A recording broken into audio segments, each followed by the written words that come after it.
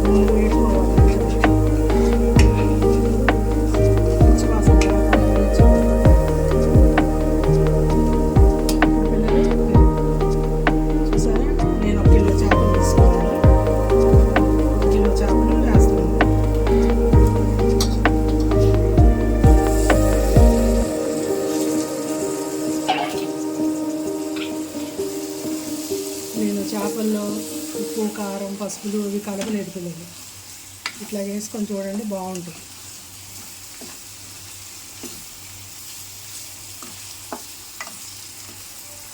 మసాలా అంతా ముక్కలకి ఇలా పెట్టాక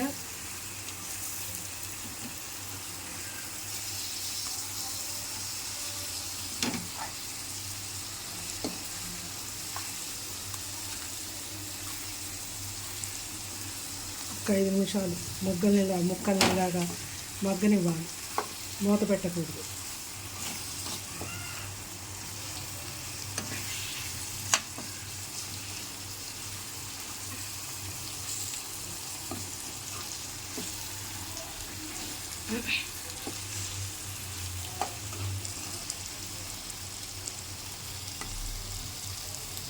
చూసారా ఇలాగ 5 నిమిషాలు మూత పెట్టకుండా 5 నిమిషాలు అయిపోయింది కదా.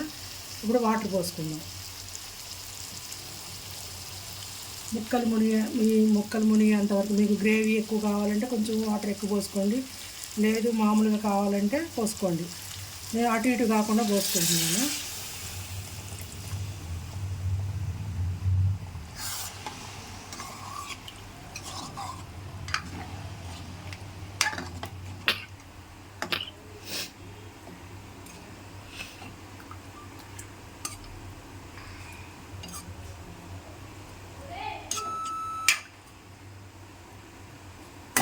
నాకైతే ఈ వాటర్ సరిపోతుంది పిల్లలు, మీరు కావాలంటే ఇంక కొంచెం పోసుకోవచ్చు.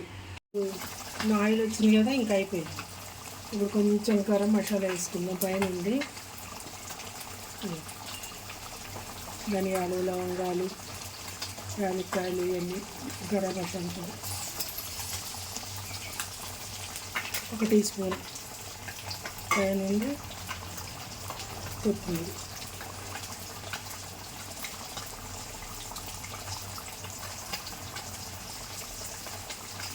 అయిపోయింది పిల్లలు. హాయ్ పిల్లలు, ఇగో చేపల ఇగురు చూసారా, సూపర్గా ఉంటుంది. చేసుకొని తిని చూడండి. దానికి ముందు నాకేం చేయాలి?